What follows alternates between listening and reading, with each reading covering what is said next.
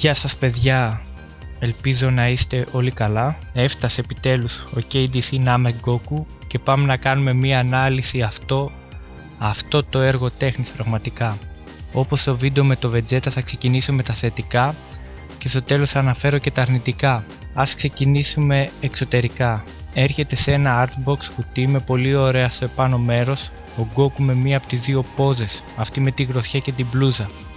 Και στο μπροστά μέρος τμήματα του manga όταν έγινε Super Saiyan αυτή η θρυλική σκηνή. Πολύ ωραίο κόνσεπτ.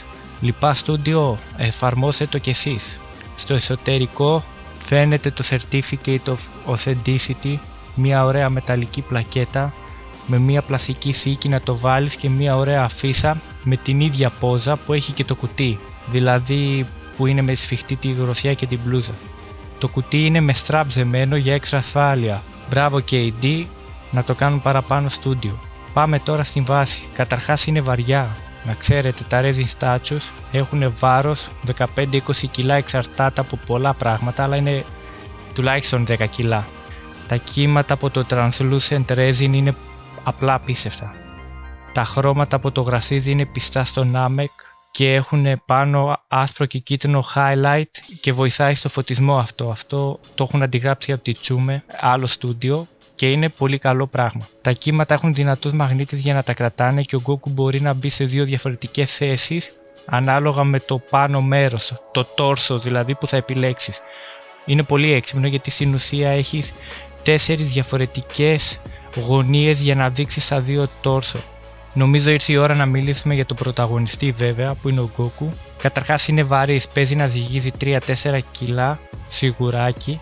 Είναι 1/4 το scale, το οποίο το προτιμώ πλέον. Παιδιά, θα κάνω άλλο βίντεο που θα εξηγήσω για τα scale και ποια είναι η διαφορά τους και ποια είναι η διαφορά τους όταν το βλέπεις από κοντά και όχι από το βίντεο. Πάμε στο Goku likeness και οι δύο πόζες είναι 100%. Ο Goku στο Namek Arc. Το καταφέραν και το κάνανε απίστευτα πιστά, το οποίο είναι πολύ ωραίο.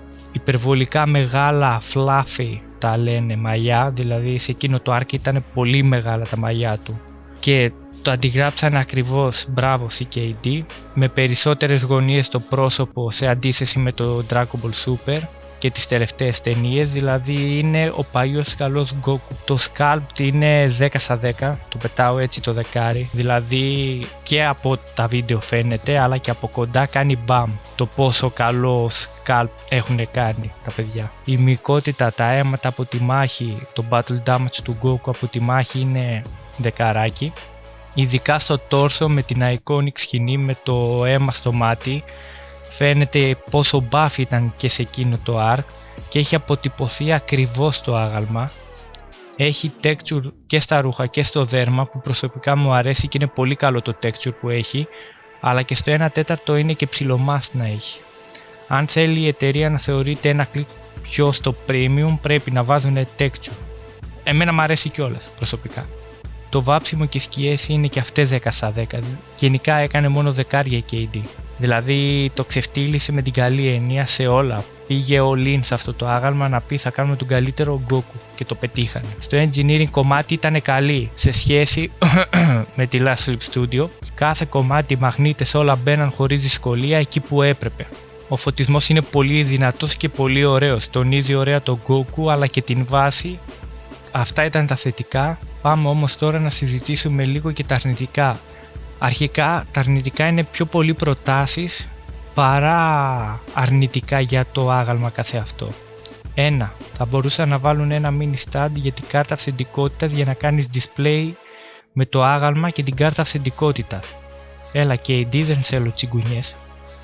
2. Θα μπορούσαν να συμπεριλάβουν και μία αφίσα με την άλλη πόζα ή στην ίδια αφίσα από πίσω, σε περίπτωση που κάνεις display το ένα upper body ή το άλλο, να έχεις και την κατάλληλη αφίσα.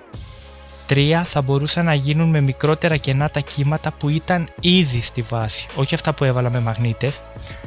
Αυτό είναι μικρό παράπονο, σε καμιά περίπτωση δεν απογοητεύει έτσι, απλά είναι μικρές βελτιώσεις γιατί πάντα ψάχνουμε το καλύτερο. Για να το κλείσω, εάν θέλετε τον καλύτερο Super Saiyan Goku, αυτό είναι το άγαλμα που χρειάζεστε. Είναι ένας πολύ καλός και anime accurate με τις μικρές KD πινελιές ώστε να το κάνει μοναδικό. Αυτά από μένα, Ελπίζω να σας άρεσε το βίντεο. Αν θέλετε να αναλύω κάτι στα προϊόντα το οποίο δεν το έχω αναφέρει στα βίντεο, γράψτε το στα σχόλια.